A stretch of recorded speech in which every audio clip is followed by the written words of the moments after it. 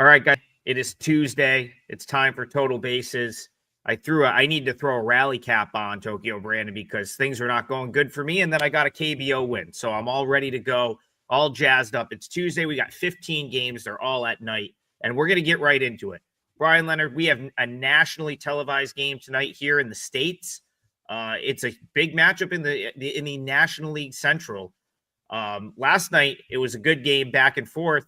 And, are you getting at all concerned for the Chicago Cubs right now, or is this still a team that is going to get it right? Because I think we're going on a month now, and I gotta credit one of our users. It's a ridiculous term. It's not even what I was trying to say. One of our members in the chat about 5 weeks ago. I forget who it is. If you're here right now, let us know because I want to shout you out.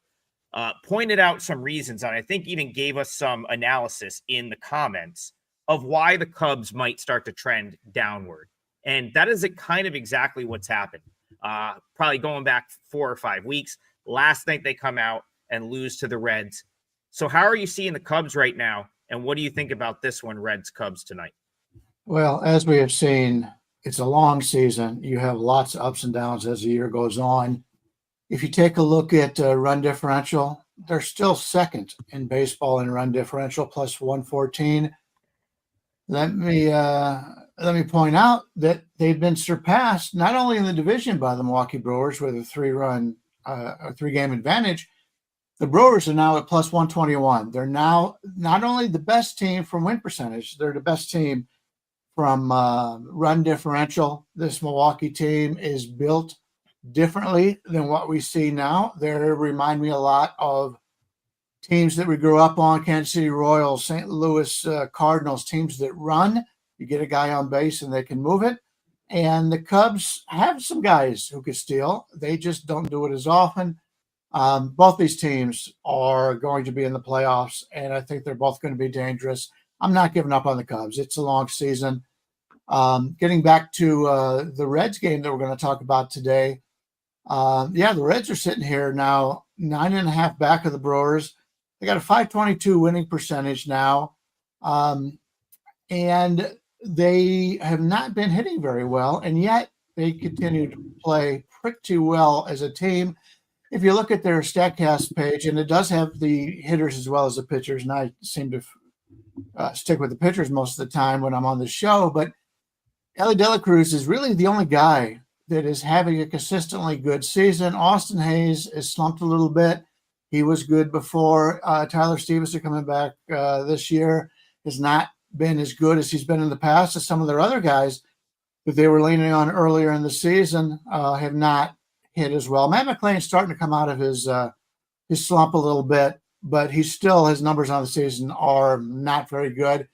But when you take a look at the Cubs hitters, Suzuki's been terrific all season long. Bush, Tucker, even though Tucker is not performing like he did earlier in the season, he's still a great player. Dansby Swanson's having a nice bounce back season. So they've got a lot more hitting choices on this team than the Reds do, and that's something you have to take into account here. The two pitchers, Zach Littell making his first start coming over from Tampa, and there I retweeted yesterday. There was somebody that put it all together on the internet. I do a lot of retweeting of articles and things that are very good on YouTube, or excuse me, on the internet. And Zach Littell is making his first start here. There was like 4 or 5 pitchers that made their first starts yesterday at the new ball clubs. They all got bombed. I'm usually of the feeling that these guys, especially if you're coming over from a team that's not in contention, this is like a wake-up call. This team wants you. And usually I like to bet on those teams. Thank God I didn't yesterday. I had a losing day anyway. My 5% was the Cleveland team total under. They get shut out 8 of the 9 innings, and they still reach scoring 5 runs in the 6th. Ugly loss there. But, yeah, Littell coming over. His best stuff is his walk rate, 99th percentile, chase rate, 84th. He's got a 3.58 ERA, 4.62 expected, 1.12 whip. Now coming over and pitching for the Reds.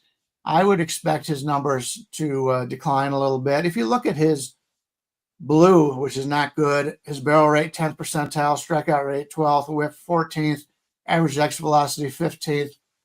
This is not the best stadium for him, although for some reason, some of the, a couple of these Abbott and a few others have had success in here being fly ball pitchers. We'll see how it goes. Maybe they've got some magic pills they're taking over there in Cincinnati. Imanaga going for the Cubs. He's had an up and down second half to the season. 3.25 ERA, 3.87 expected. So both of these pitchers are pitching over their heads right now. His whip is 1.04. Ground ball rate, third percentile in Chicago. When the wind's blowing out, he's in trouble. And when we're looking at the park factors for today in Wrigley Field, the wind is blowing in. So that's a good thing for him. Probably a good thing also for his counterpart on the mound here. The line currently in this one with Tampa Bay. I'm still thinking of his old team. For Cincinnati playing the Cubs, we've got Imanaga about a 175 favorite, 7.5 here. Anytime you see a 7.5 in a Cubs game, that tells you the wind is blowing in here. I prefer the offenses a little bit more. I think both these pitchers, as I pointed out, have been a little bit lucky so far this season. I prefer the over a little bit. 7.5 is not that hard to get there, but without the home runs. And just according to the park factors, the home runs for Wrigley Field tonight will be minus 23% of what they normally have. So the home runs may not get there tonight, but the runs are only minus 10%. And if you're getting a 7.5 here, that's pretty good. So I kind of lead with the over between these two teams. So yesterday I cashed my 5% and my 4%. So I was pretty happy. It was a kind of a big day. And I just went 2-1 in KBO as well. So rolling pretty well after a disastrous week last week. So it's good. Today's $5 Tuesday, everyone. I already have my play up. I'm sure these two guys are going to or already have a play up. Go to our pages, see what we got for $5 today. I'm not going to play this game, so I'll make it very short. But neither one of these teams is ripping the cover off the ball here. And I don't really trust either bullpen. Neither pitcher is either pitching that great, but what I do like is Littell's numbers against these Cubs in his career: 211 average against, 697 OPS against, very good numbers. And he's actually a pretty good road pitcher. Since he just got traded, every game is going to be on the road for him, even in Cincinnati, because he's not used to it. Imanaga has great numbers against these batters as well: 235 against average and a 572 OPS. Imanaga's numbers are actually a little bit better. So I guess first 5 under, I'm going to go directly against what Bryan said. first 5 under, but 3.5. Look, I'm looking at Pinnacle and there's no first 5 under yet. So I'm guessing this is going to be 3.5 since the game total 7.5. 3.5 is so hard to bet. So I'm probably not going to bet it in Major League. A couple of walks and a bloop and a blast and boom, your under is done. So I won't play it, but if I were to, that would be the way I would go. Is that Rod Peru? He shouts you out, TB. He says great wins on your 5 and 4% plays. And Rod Peru? I know, it's a good name. That's a good name. If that's a play on Rod one Peru, of the best hitters of all time. Fantastic name. But he shouts you out for the 5% and the 4% win. I've got some concerns with the Cubs right now. Just like the body language is horrible. If you watch that game, I don't know what Kyle Tucker's deal is. I feel like he's just like soft, like not mentally tough at this point. And then you've got, of course, they go out and trade, and now Mike Soroka's headed to the IL, where he's spent the majority of his career. I actually feel horrible for him. That just sucks for him because he's finally gotten, kind of gotten back. He's having a good season, and back to the IL he goes. So they're going to have to figure out what to do about that rotation spot. At this price, the way things are sort of going for the Cubs at the moment, there's no chance I could play the Cubs here. Now, Bryan makes a good point. I got caught on one of those last night. I had the Rays with Adrian Hauser. Awful. And he's right. Like that's a concern. It's definitely happened so far. These guys, the pitchers that are getting to their new destination have not been very good. So again, I do have some concerns with the Cubs. You pull up the standings, they're still tied with the Dodgers for the second best record in the league. But I've got to go back 5 weeks. There was a time where I said the Cubs were going to run away with this division.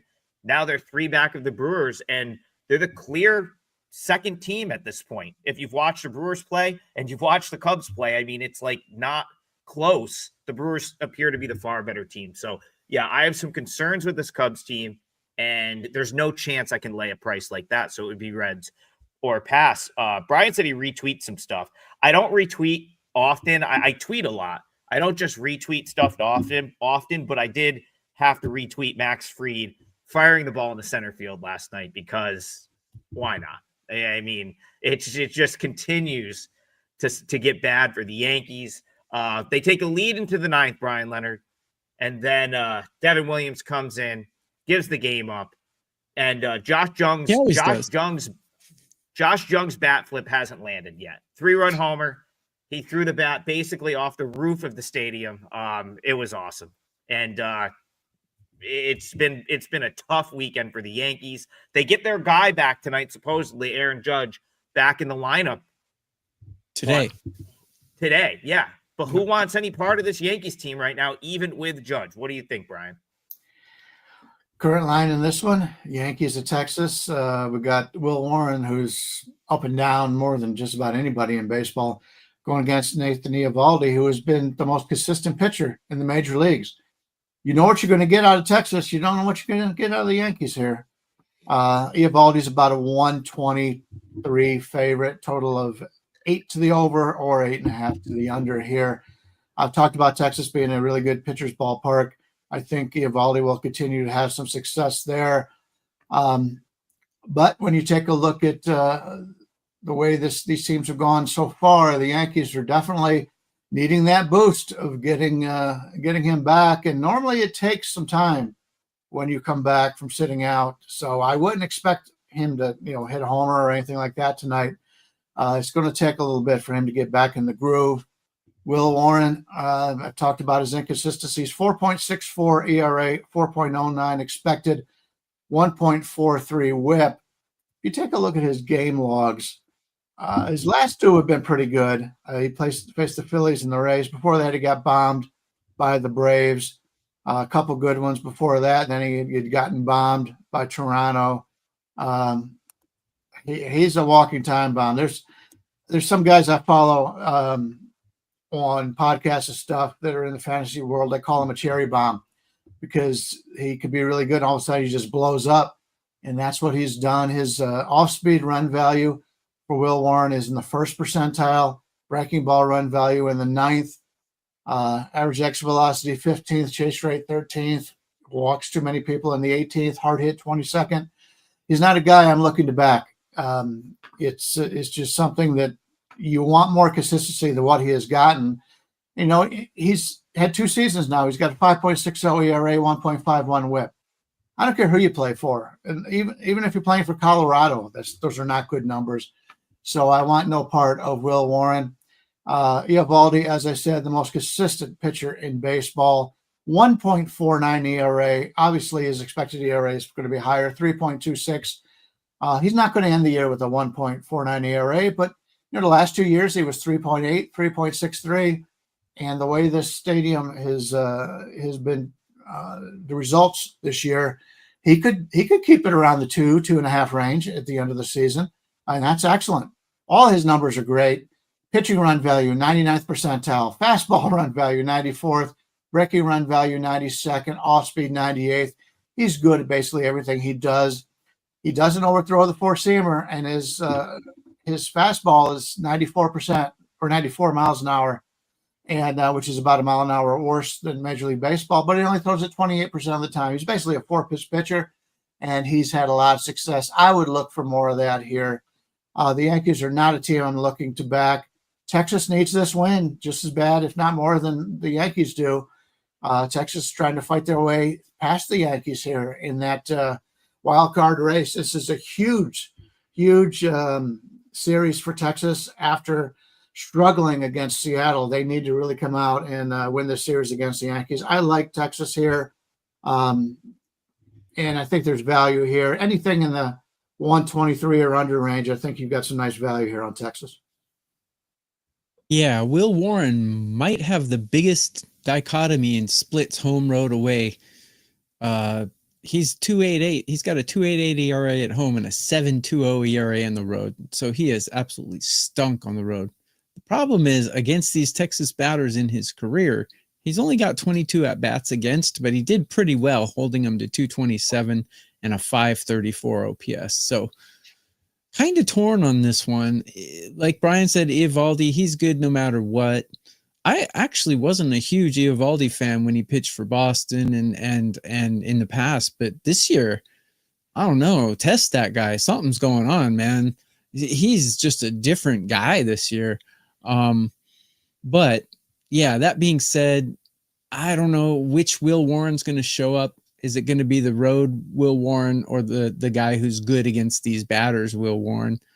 Sample size against these batters is not real large, so I would think the horrible road Will Warren will show up here, but I'm not going to test that. I'm going to go with what I know, and I know Eovaldi is good. I know Eovaldi has good stats against these Yankees, and Texas's bullpen is playing pretty well. So I think the Yankees team total under, I think it's 4.5. If it's 4.5, I'll jump all over it. If it's 3.5, I'll think about it. But that would be the way I would lean in this one. 3.5 to the over, minus 130. I'll have to think about it. If you told me Will Warren was going to be starting games for the Yankees in August, I would have said, oh, at the beginning of the season, I would have said, wow, he must have had a breakout year. That, you know, he must be just dealing, and he must have forced his way into that rotation, because last year he got called up and he got crushed.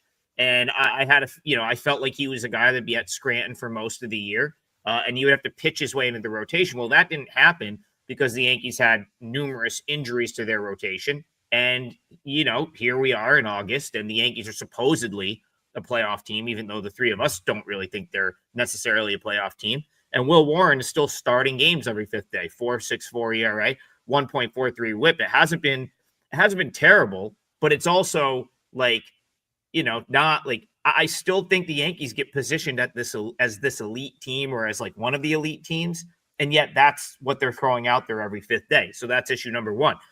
Issue number two, and I was anti like a lot of Yankee fans and a lot of just people in general, it really dislike Aaron Boone. And I was never on that. I never liked that sort of narrative, because I do think that, you know, the players like him, and I think he brings other things to the table there. But at some point, like the lack of like baseball IQ and just mistake, like someone needs to fall on the sword for that. And it's probably got to be the coach. Like, here, I'll just make a point. Last year to this year, the Yankees did a lot of this same stuff last year. Base running mistakes, errors, stuff like that. But they made it to the World Series, and it didn't come back to bite them as much, because they were a better team. Last year's Yankees team was just better than this year's Yankees team. Juan Soto, they more timely hitting, a little bit more bullpen, like in terms of like the numbers were better. So they had a better team last year, and they were able to overcome the mistakes. The team isn't as good this year. They've been without Aaron Judge for about 2 weeks now. Listen, it's Major League Baseball. It's very difficult to overcome getting picked off, for Jazz Chisholm getting picked off first base, just sleeping. Austin Wells forgetting that there's 3 outs in an inning. Max Fried firing a ball in the center field in a spot where he probably didn't even really need to do that at that point in the game. Just bear down and get the out. Like, what are we doing here? So that's the type of stuff where, like, they don't have the roster to overcome that this year. You can't make 2-3 errors a game, in my opinion, with this Yankees team and overcome that. So for that reason, I'm just going to continue to play against the Yankees until further notice. It would have to be Rangers or pass here. And with how consistently good Eovaldi's been, and now that the Rangers have a little momentum, this might be the leg I throw in the parlay. I'll think about it as the show goes on. Ethan says, so glad I passed on my leans of the Giants and Yankees yesterday. Hey, sometimes leaving one off is as good as a win in the long run. If you can Amen. avoid a loss, it is as good as a win. So Rangers are passed for me in that one, and we'll circle back. We have a comment here. Trig sporting the chickens. That's not a chicken. I guess it could be a type of chicken. Anyone know what that is? It's a good guess. It's not Louisville, but it's a good guess. Brian Leonard, do you have the team? No, I don't. That is the Hens, Rochester. mud hens. No. Close. It's the Rochester Red Wings. So I don't know what a Red Wing is. Is that a chicken or is it just I'm a assuming it's a mythical cardinal, bird? right? It's a Detroit guess hockey so. player. Yeah, I guess so. Anyway, Rochester Red Wings, AAA affiliate of the Washington Nationals. Great little ballpark. About 90 minutes from where, about hour and 45 minutes from where I live. It's Cooler hat than the innovative actual field. Nationals hats. I don't own a Nationals hat. That's a ballpark I've never been to. I'll have to get down to DC sometime. They are boring. All right, Turnbuckle Tommy. Astros was free last night. You can't take the Marlins as a favorite. Astros at 115 was nuts. They are a significantly better team. So I agree. I agree with some of that. I disagree with some of that. Significantly better team. I disagree. That I'll disagree. I don't think they are significantly better. Now, if you want to say, like, based on full body of work this year that they're better than the Marlins, I can live with that. However, I do think it was Turnbuckle Tommy yesterday that was basically like, you can't bet the Marlins at that price. And in hindsight, I kind of agree with that a little bit, like where the market ended up on that game. I think the Marlins got all the way up to $1.30 favorite at one point, Brian Leonard. And lo and behold, like you kind of just knew it was coming.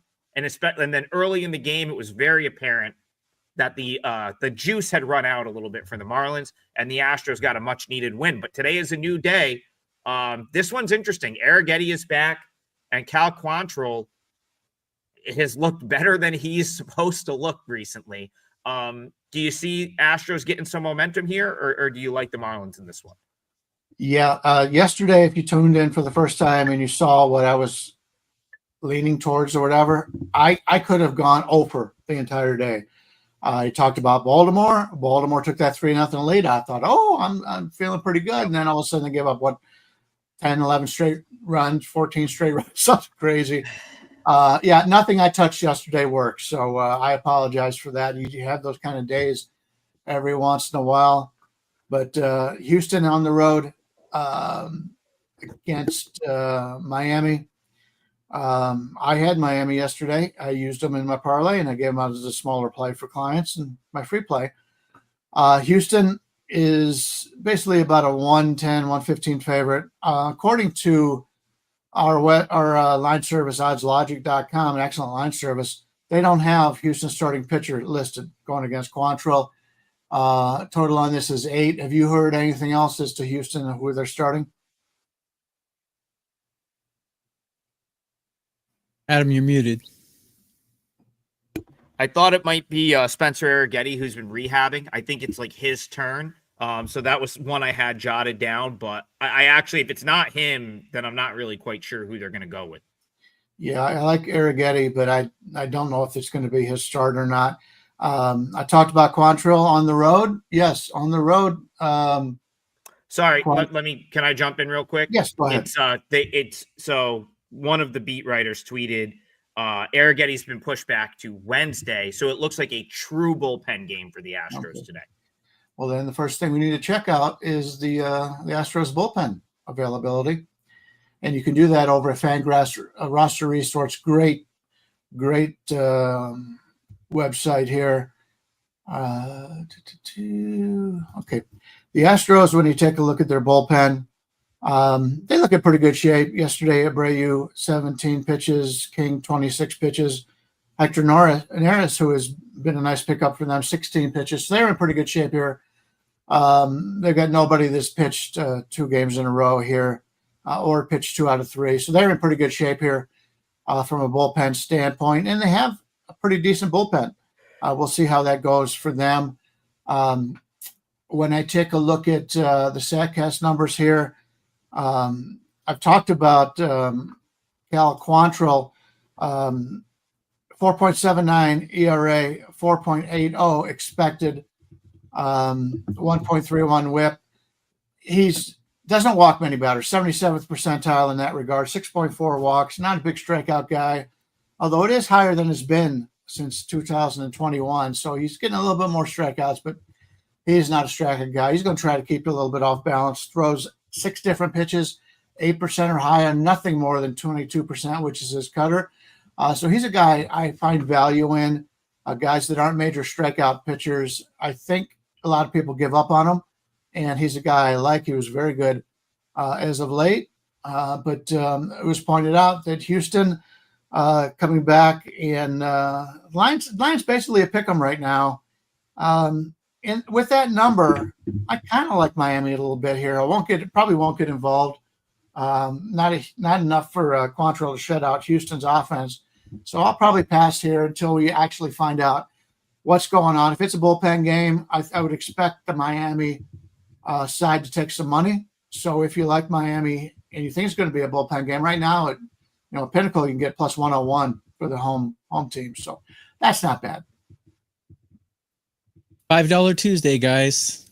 Get our best bets for $5. All of us will probably have one. Mine's out already. And along with our $5 plays, all 3 of us usually put out a free play as well. So go check our page. It's scrolling down there at the bottom. Take 10 seconds and see what we got. At least swoop up our free plays there. So without a starter listed for the Astros, I'm going to find it hard to bet this game, but I will share my rankings. Cal Quantrill gets a really bad rap, but his numbers are not as bad as his reputation. And his numbers against the Astros are not horrible. They're not good. They're not horrible in his career. 289 average against. It's pretty bad. 797 OPS. So anything over 750 is not good. And he ranks in the bottom 1/3 of pitchers. So the problem is the Astros are not really tearing the cover off the ball right now. I got them ranked 19 in batting. I got Miami ranked better at hitting, better in the bullpen, but they're starting a very questionable pitcher. So I would definitely not play a side here. One interesting thing is Cal Quantrill, he doesn't strike people out. He's a very low strikeout guy. In his career against this team, he's averaging only 2.3 strikeouts per start against the Astros, and I project him at 3.7 today. So maybe if his strikeout prop, if you're lucky enough to get a 4.5, bet the under in strikeouts for Cal Quantrill. If it's 3.5, that's exactly what I'm projecting it. So I'd lay off. That would be the only way I would go here. I do want to point out in his last 14 starts, he's allowed 3 earned runs or less in 13 of the 14. So yeah, he's that's what been I mean. Pretty consistent. He got rigged pretty well early in the season, but now he's pitching much better. So I think you need to take those year-to-date numbers a little bit with a grain of salt. Yeah, and also, like I said, he's not as bad as his reputation. Well, yeah, I mean, so you do know who's starting for the Astros. You know it's just a bullpen game. They've already they pretty much announced that. So it's really just, do you like the Astros collection of depth arms in their bullpen? That's how you evaluate the Astros pitching here. I am kind of indifferent on that. I think they could potentially piece it together, but like it's definitely something that I'm not like really scared to play against. Now, you talked about Quantrill. One of the things I talked about after his last start, I mean, he was throwing like 97. That was like really impressive. I'm willing to trust what the Marlins are doing with their pitching at all levels at this point. And you got Cal Quantrill coming out throwing 90. I think he touched 97, 98 on the gun in his last start. Before that, he was very solid. I believe he beat the Brewers on the road. So he's looked pretty good. I guess I'm a little bit concerned that I step in and then he maybe regresses a little bit because we know, he's had stretches where he's not great. But I think the bigger concern here for me is the Marlins had played so well last week. They lost. And with these younger teams, sometimes one loss becomes two, becomes three, so on and so forth. So my decision was made easy here. I thought this might be Arrighetti, and he was someone that I didn't think threw the ball particularly well down at Sugarland.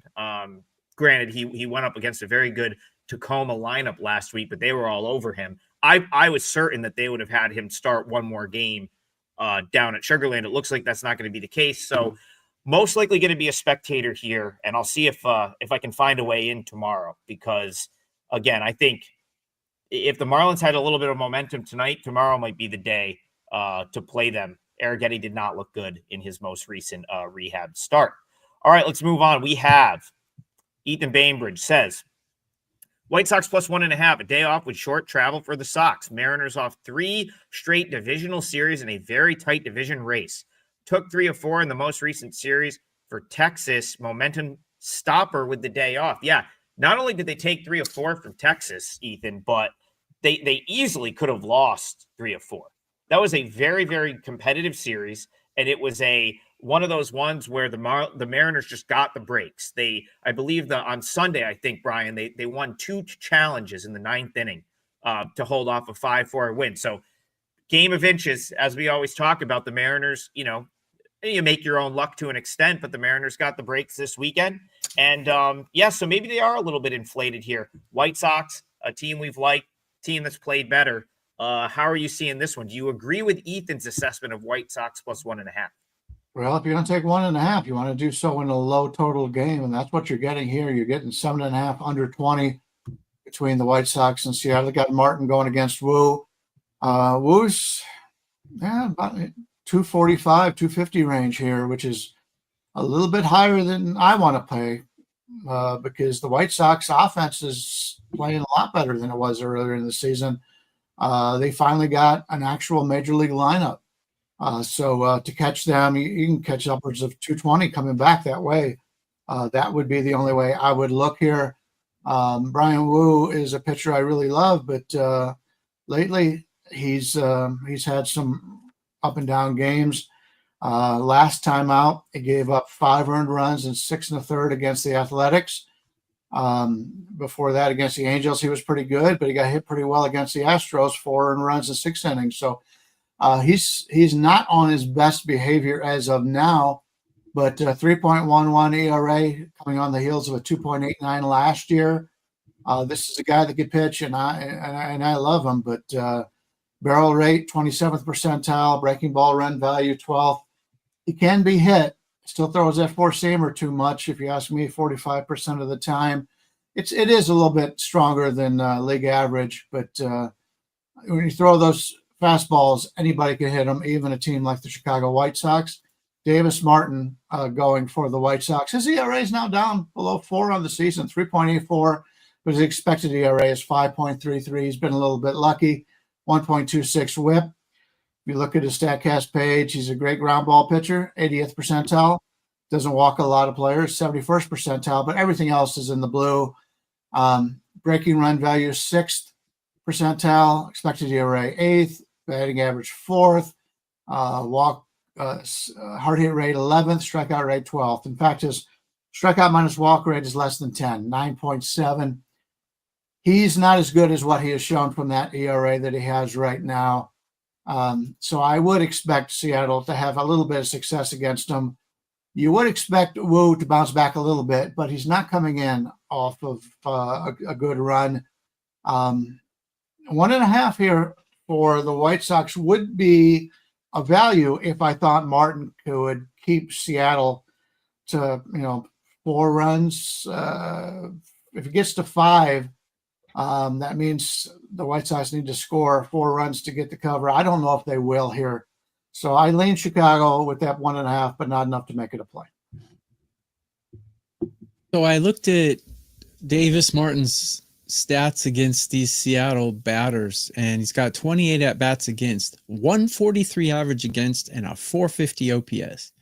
That's 300 points less than the Mendoza line for good or bad. So he has absolutely dominated these Seattle batters. Now, is the sample size big enough to trust it is the next question. And also, is his 4.7 road ERA going to trump those numbers? Yes or no?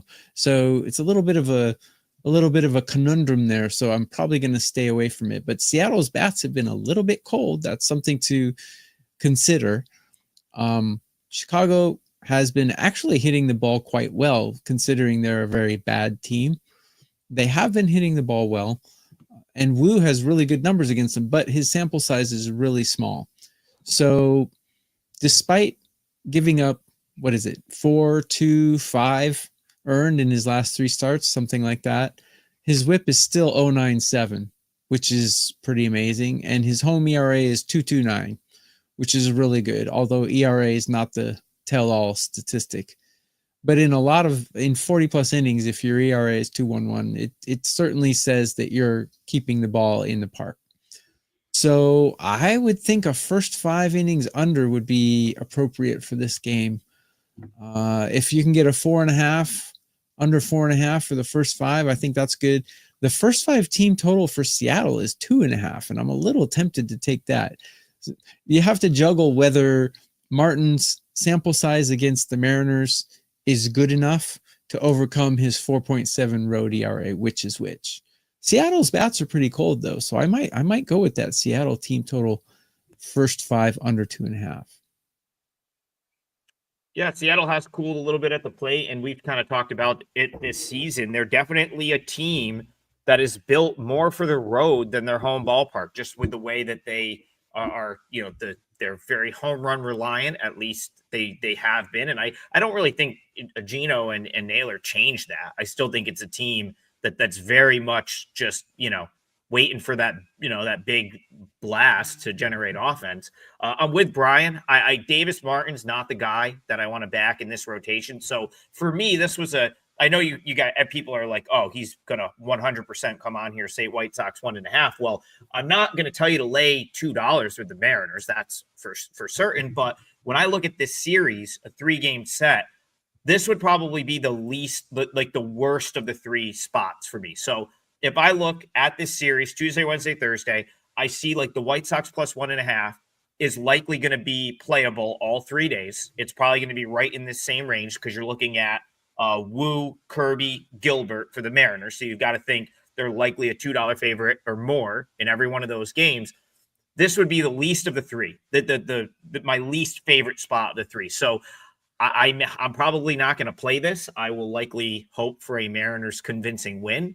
Maybe actually like a 2 or 3 run win where they use some bullpen, because I just think there's going to be better spots to play the White Sox later in the week. Go ahead, Bryan. Tokyo mentioned the Mendoza line by mistake, I think. But do you guys know? You're a little bit younger, Trey. Do you know what the Mendoza line is and why it's called the Mendoza line? The Mendoza line is 200 batting average, and it's called that because like a player named Mendoza was either a career 200 hitter or he was like always at 200. Mario Mendoza played in I believe it was the 70s for the Pirates. He is now he's now known for his bad hitting, and people don't even know what he's known for. But the reason why I point that out is the catcher for the Indians or the Guardians.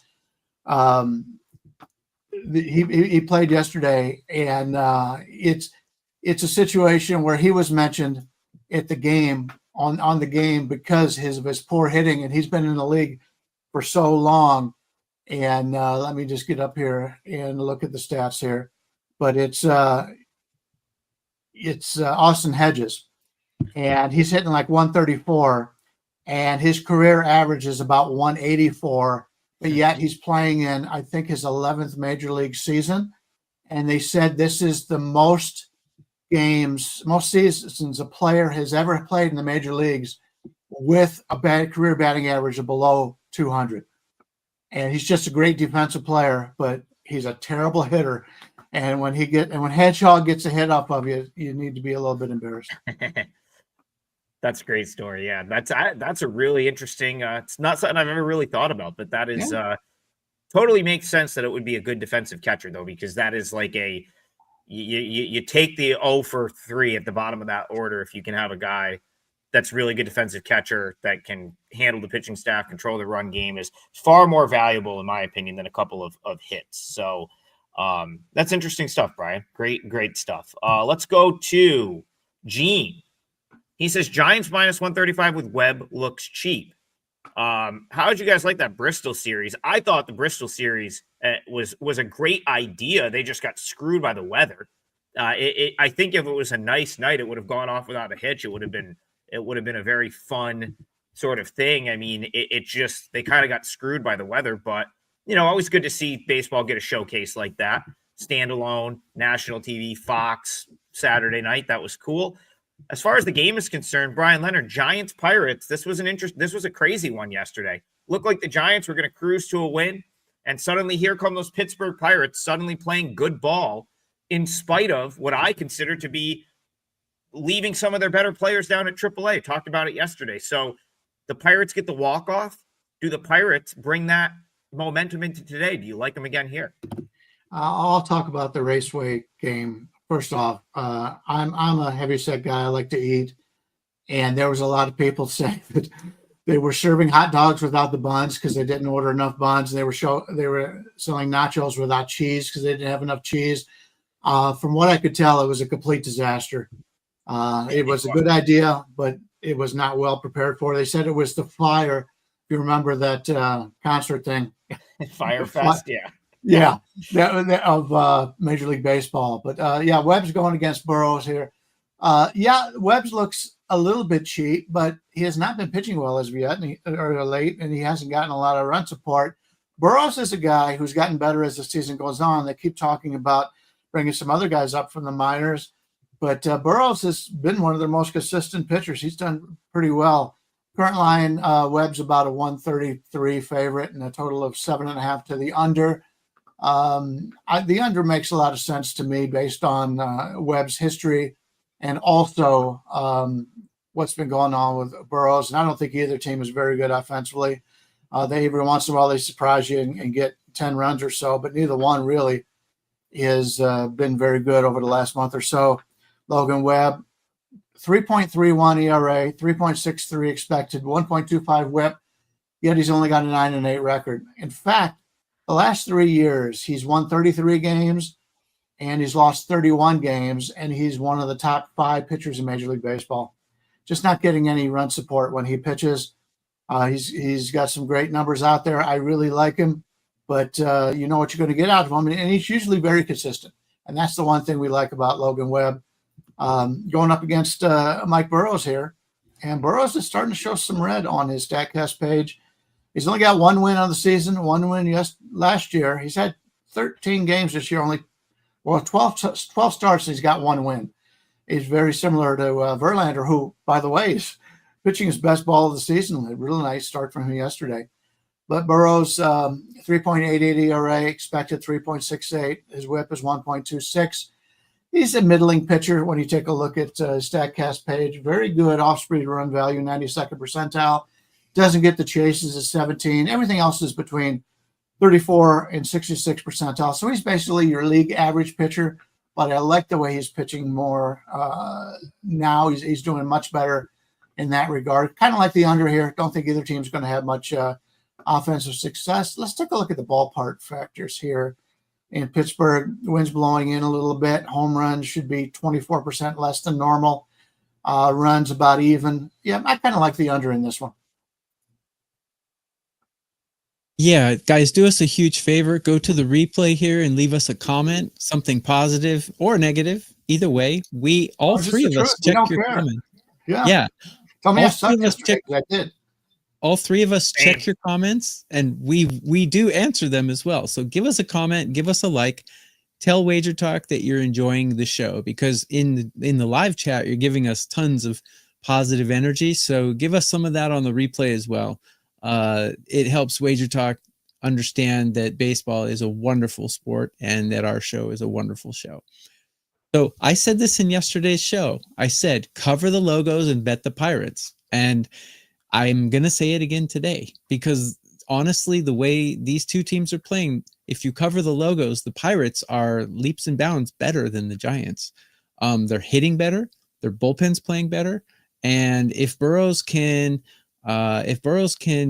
hold these guys down for a couple of innings, I think the Pirates are going to win this game. They might not. I haven't bet it, but Webb's numbers against the Pirates are unbelievable, though. I mean, they're really good. So I would not disagree with Bryan's under.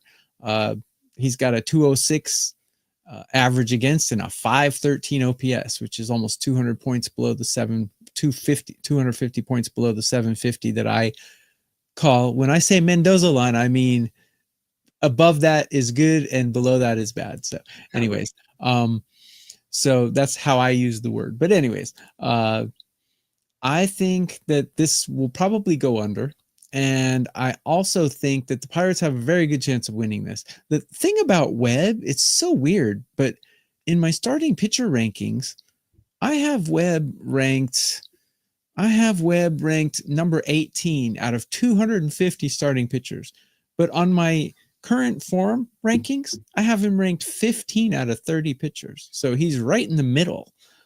So which is it, right? He's obviously very talented and he's a great pitcher, but these Pirates are smashing the ball right now and Webb's on the road. I would be very careful taking the Giants and thinking it's an easy win. Yeah, I can't disagree with that. I'd love to I wish I had more to share on this one. I can't fathom how the Pirates have won. The Pirates have won 10 of their last 13 games. They're 10-3. Mixed into that 10-3 is a 17-16 loss at Coors Field where they were up 9-0 in the first inning and lost the game. And they're doing it with what I truly don't believe is the optimal lineup in their organization. Like Olivier Peguero should not be in the starting lineup. Joey Bart at this point, like I get it, like the guy that came over from the Yankees is still young, but it's like, it's just, it's like they've got Nick Solak down at AAA, Cam Devaney, who they traded Adam Frazier for, and he's had a great season at AAA, still down at AAA. So it's actually like a total, it's mind-boggling, really, because the Pirates in a lot of ways feel like the Twins, where they're like doing the actions of like the front office are like, hey, we're kind of waving the white flag here, but they're winning games. And TB, you talked about Burrows. Yeah, he's not a terrible option. If he can get you through 4 or 5 innings, the Pirates are going to be in a very good position to compete here, like they've been the past couple weeks. So, going back to the original question, yeah, it looks cheap. But man, like I don't really want the Giants on the road right now, laying $1.35, $1.40. So I'm not going to go to the other side and say, oh, this is a home run spot for the Pirates. But I don't really want to bet against them. What's the run line there? Is it cheap or no? What's plus 1.5? Out of curiosity, because I don't have it in front of me. Oh, never mind. That's that. So you know what? I think the Pirates may have taken a little money, because I think that plus 1.5 was minus 130, minus 135 before we got in the show. It's up to minus 145. Pirates are down to plus 120. I'm not betting the Giants here, and I don't love the Pirates, but I'm not betting the Giants. Let's go ahead, Bryan. This is looking like a 3-2 kind of game. Yeah, you're looking at your team totals at 3.5 for both. The Pirates, for some reason, are fixated on young catchers. They traded away their closer to the Yankees to bring back another catcher. They've already got 3 guys that are catchers that they can't find at bats for, and they were supposed to be these great catchers, and they're not getting anything out of them. Maybe this is just a bad team toward developing catchers, because they bring in these guys from the other teams and, oh, this is the guy. This is the guy. The Yankees develop them, and the Pittsburgh is the only team that cannot get success out of these catchers they trade for. Yeah, it's very interesting stuff. I'm sure Pirates fans, they don't like how that team is run or managed and stuff. So it is some mind-boggling stuff going on there, and you're doing it all while you literally landed one of the best players of the last 2 decades. I mean, literally of the last decade. He's generational. Yeah, and it's been sort of a mind-boggling to watch. I want to And pull up a comment. They won his last start for him too, by the way. So yeah, I know, nice of them to do that, huh? Like give him a little run finally. support for one. I'm gonna pull up. This is a great feedback from Aaron, and I just wanted to pull this comment up. And I'm also going to give my parlay leg out right now because it's a game we've already discussed. And while I'm talking for a second, think of a game that you want to talk about if you want to propose a game, because we've got about 10 minutes in the show left. He's talking about a bit of advice. I think he's referring to kind of looking ahead, evaluating the entire series, and pick your spots, but they don't explain it. So I'll just do it in the context of this Yankees-Rangers series. And here's the thing for me. I know if I don't sort of look down the line a little bit, I know that if I lose, if I lose with a team, let's say I play the White Sox tonight. If I lose with them, I'm going to be very inclined to come back with them tomorrow in what I think is a better spot. So I do try to look out ahead and look at the series and try to figure out what the optimal spot is, because I have to be, I know if I'm a day early and I play it, that I'm pretty much committing to playing it the next day in most scenarios, right? Like now if something goes totally crazy where, I'll pass on it, but it's like my thought process is, well, if you played it under this set of circumstances and now the set of circumstances is better, how are you not going to make that same play the next day? So I'm trying to be very cognizant of that. It's part of the reason that I didn't want to play the Rangers last night. It's because there was a money move. The price got a little bit worse. And now suddenly I was like, do you really want Corbin here? Because I was looking ahead to today. The spot to do it, the spot to jump in would probably be with Eovaldi if you get the good price. Now, had yesterday played out differently, and let's say the Yankees ended up winning that close game, I'm probably on the Rangers here for a client play because maybe it's 10 cents cheaper, maybe it's 5 cents cheaper.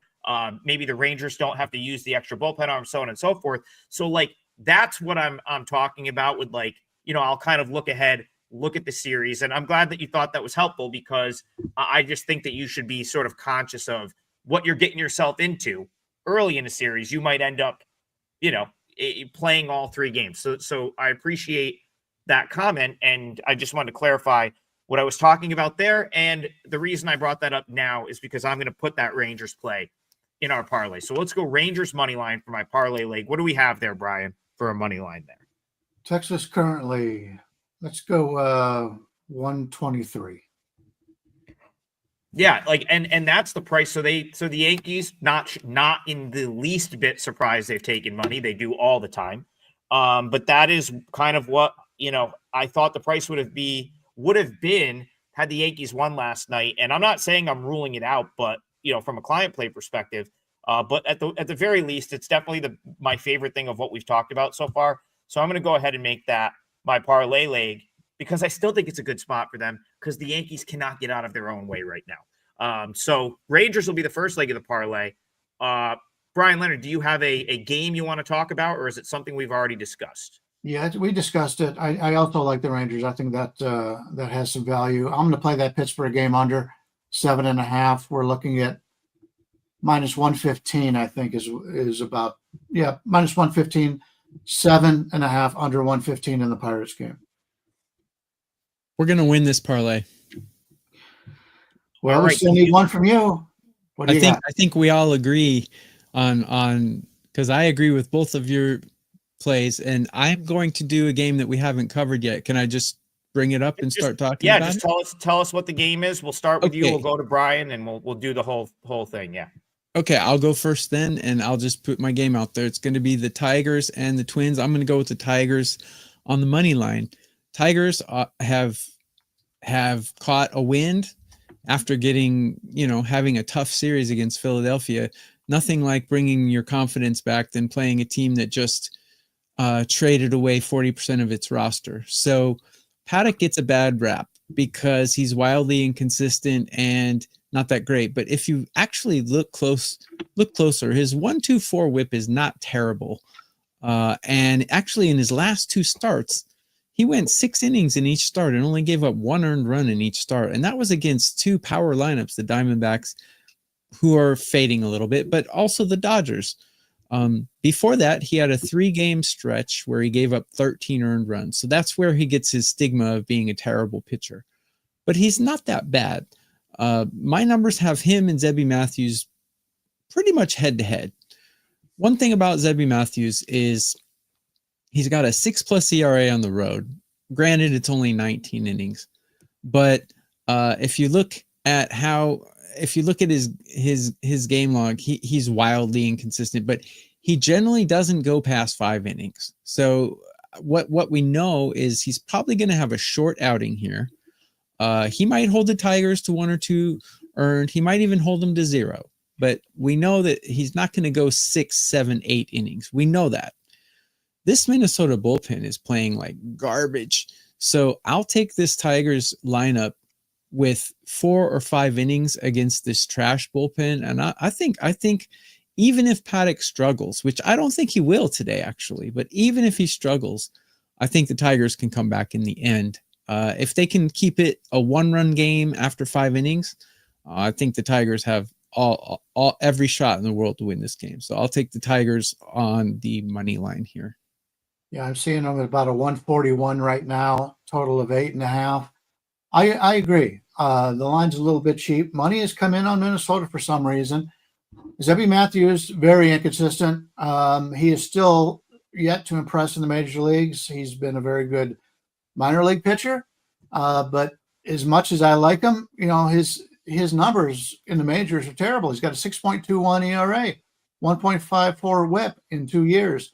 He has just not put it together at this level. And Paddock is going against the team he just played for. Minnesota just traded him away. I think that Detroit brought in 7 pitchers during the trade deadline. Minnesota trades away their 7th, 8th, and 9th inning relievers. If Paddock doesn't have a lead after 5, I really like Detroit in live betting in the second half of this game. If Minnesota somehow has a lead through 5 innings, I think we're going to get a great bet on Detroit because I really trust their bullpen, and I do not trust this Minnesota bullpen at all because they've got guys that are pitching long relief, guys from the minors coming up, taking over those key innings of 7, 8, and 9. And that's, to me, if that happens, Detroit in the second half of this game, live betting could be the best bet on the board today. Yeah, so I did one of my solo videos, which is just we'll put free pick videos up on the Wager Talk YouTube channel throughout the day. And I did Twins Tigers yesterday. I actually shouted you out, TB, because I pointed out that you had about 40 to 50 cents of CLV from the show compared to what that play went off. Big reason for that was Simeon Woods Richardson being scratched with the illness and moved to Wednesday or whenever they're going to have him throw. But I did my video and kind of talked about, okay, this is now moved 40 cents. We didn't have a lineup yet. We didn't know who the starting pitcher was going to be yet. But I pointed out reasons to potentially at the new price, like Twins plus 1.5. And none of those things ever came to fruition because it goes back to, it's very similar to the Pirates. It's like the Twins have very much waved the white flag because not only have they traded away 11 of their guys, a lot of the guys that are what I consider to be the better players or the more exciting players, the more upside players are all at AAA. And so I was thinking, oh, okay, they're going to move Woods Richardson. Maybe they're going to, maybe they're going to put like Pearson Ole as a starter or like one of the guys that I'm excited about at AAA. No, they ran Travis Adams out there, who is actually not bad. And then the bullpen came in and right now the bullpen's just, it's a bunch of like B-level depth arms because Griffin Jack's no longer there. Yohan Duran, Brock Stewart, they're all gone. And so it's basically, it's all arms that you would normally consider depth arms in the bullpen. The Twins are going to, listen, they're going to go out, the 26 or however many guys are in that dugout are trying to win games. But for whatever reason, management is not for that team. If they were, they'd have Mick Abel in the starting rotation. They'd have Luke Keschel back up playing short. They'd probably have Miranda up. They'd probably have Peyton Ellis up. They would even maybe roll the dice and bring a couple of those guys from AA that have been knocking the cover off the ball and just got to AAA and had a great week. They would put them on the big league roster. but for whatever reason, they're content with just riding it out. And I think it's going to mean a lot of losses for this team. So, TB, I can't argue with you here. That's a cheap price for the Twins. Go ahead, Bryan. We all agree. Yeah, Varlin, they also traded away. So he was Yep. having a really good year. The reason the Twins are doing this is because they're looking to sell and they're looking to dump salary. They still have Ryan. He was supposed to be a Red Sox all the way through, and then Minnesota got so busy trading everybody else away, they ran out of time, or he'd have been gone. The Minnesota team right now is, if you're a veteran player on that team, you're wondering what the hell is going on right now. But that's the reason they're doing it. They're trying to sell, and which is good for Minnesota because their owner has been one of the cheapest owners in Major League Baseball. I hope they do. I've always liked the Twins because they outperform their metrics and they had a lot of success. I hope they get an owner there that'll spend some money. Very quick point before Adam summarizes the parlay. Don't forget that these guys are human beings. And if I don't know the historical statistics, but if you look at pitchers who got cut or traded from a team and the first game they faced that team, I guarantee you they have really good stats because these guys are human and they don't like being disrespected. And anytime they have a chance to stick it to someone, they're going to do it. And so I know Paddock's not Tom Seaver, okay, but he's going to bring his A game today. His A game is a normal pitcher's B- game, maybe, but still, he's going to have he's going to bring his stuff today. Yeah, and even if he doesn't, it might not matter because like that's Exactly. just where we're at with these two teams. And I still think the Tigers might be making up for a little lost time. They had a really bad week out of the break, so I think you're starting to get a focused Tigers team that is like, hey, we got to make up for that stretch, losing like 10 of 11 or whatever we did. So the parlay is locked in. We've reached the end of the show.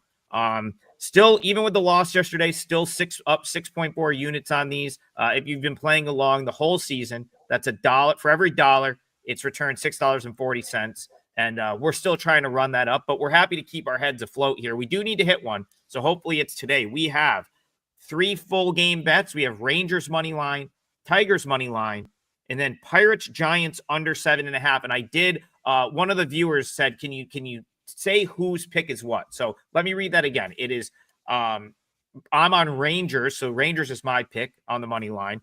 Brian Leonard has Tokyo Brandon has Tigers money line. Brian Leonard, Pirates Giants under 7.5, plus 481 odds. So plus 481 on today's parlay. Hopefully it's a winner. Don't forget, it is $5 Tuesday at Wager Talk. We will all have a play up at some point today for $5. Great special. You can get all 3 of our plays for less than the cost of one full priced one. If you choose to do that, mine may be KBO. I haven't decided yet because I'm running better there than in Major League Baseball right now, but we'll have that up at some point today. TB killed it yesterday with his big plays.